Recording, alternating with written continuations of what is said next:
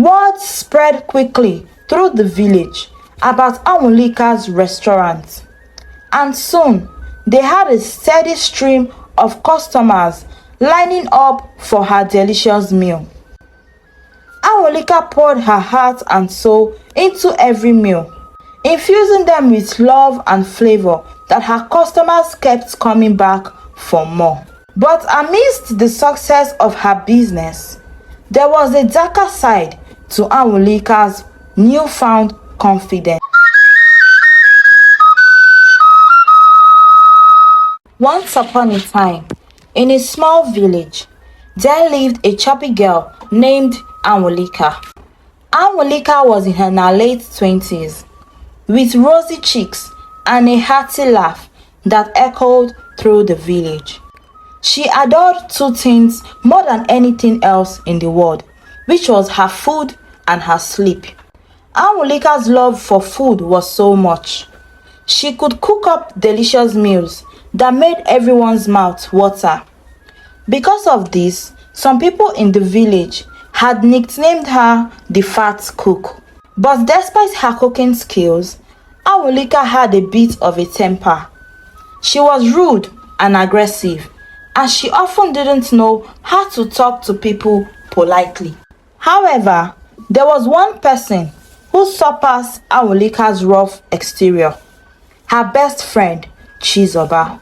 Chizoba didn't mind Anwulika's bluntness. Whenever Chizoba visited, they would spend hours gossiping, laughing, and sharing stories about their day. Anwulika's love life, though, was not as successful as her cooking. She had been in many relationships, but they always ended badly. Her ex-boyfriend Chike, who owned a small shop in the village market, complained insistently about her talking too much. Yet, he couldn't resist her tasty dishes, so he tolerated her for a little while. Then there was Uzo, a handsome man who caught the attention of many ladies in the village. Rumor had it that Anwulika had stolen him away from another woman with her delicious meals, but Uzo couldn't handle Anwulika's constant eating and her habit of farting in the house, so he left her.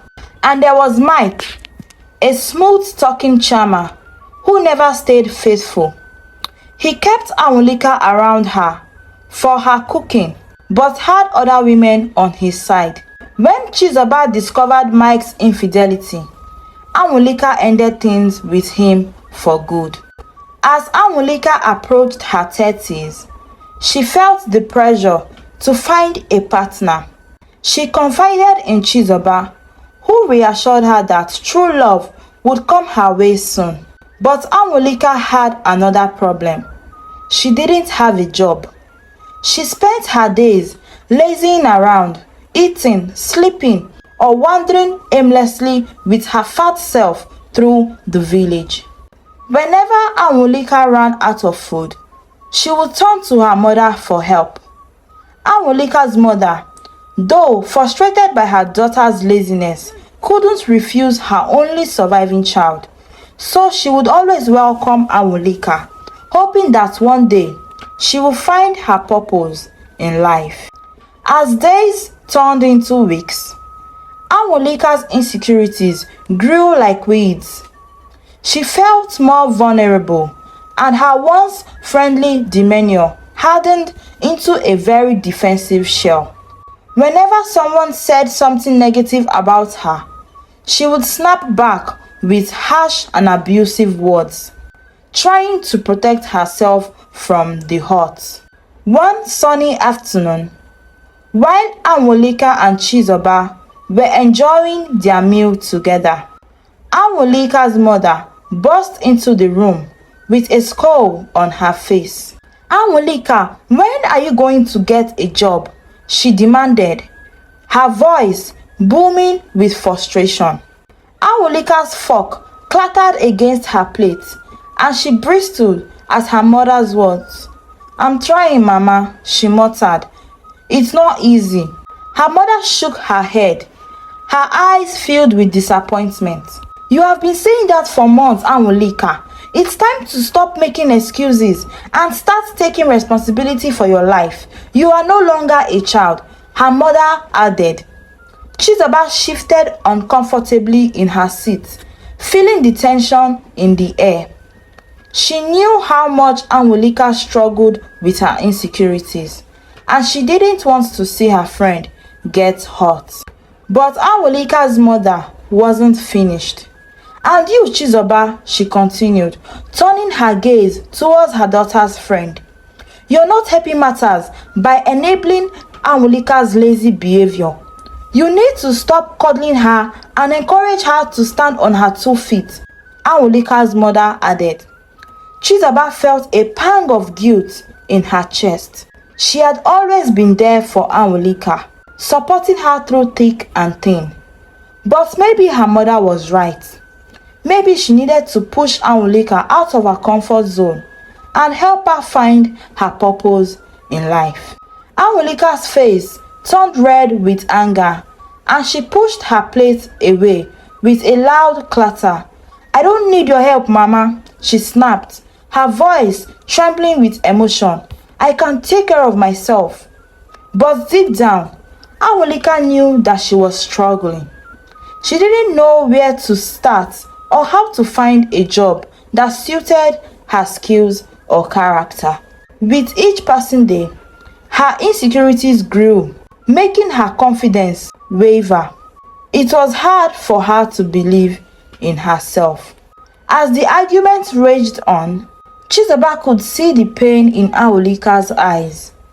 She wanted to reach out and comfort her friend, but she didn't know how to help.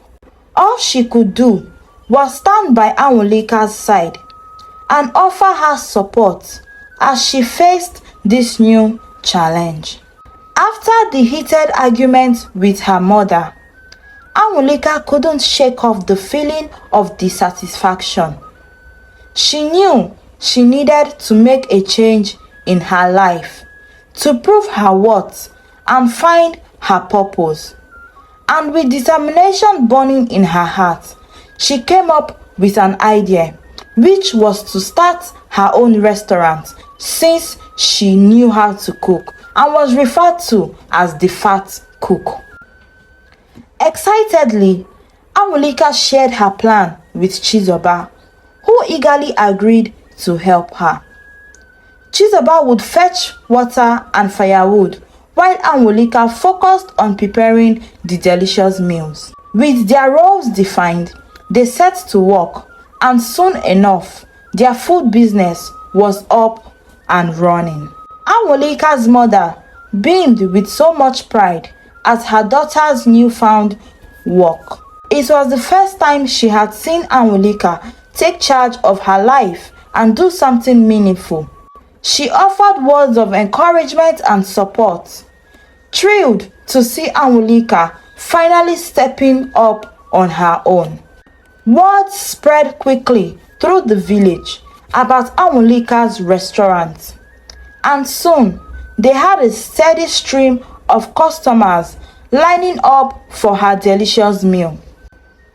Anwulika poured her heart and soul into every meal, infusing them with love and flavor that her customers kept coming back for more. But amidst the success of her business, there was a darker side to Anwulika's newfound confidence. She became increasingly aggressive towards her customers, especially customers who couldn't pay or owed her money. Her temper fled at the slightest provocation, and she didn't hesitate to resort to violence just to settle disputes. As days turned into weeks and weeks into months, Anwulika's restaurant grew busier and busier. Anwulika continued to let her temper flare whenever customers annoyed her or acted in ways she didn't like. She never thought about the consequences of her actions. One fateful day, an argument erupted between Anwulika and a man who had said mean words to her. The disagreement quickly escalated into a full-blown fight, with plates crashing to the floor and tables overturned in the chaos. Anwulika's temper boiled over and she lashed out at the man. Their fight raged on until the man lay motionless on the ground, paralyzed from Anwulika's blows and hits.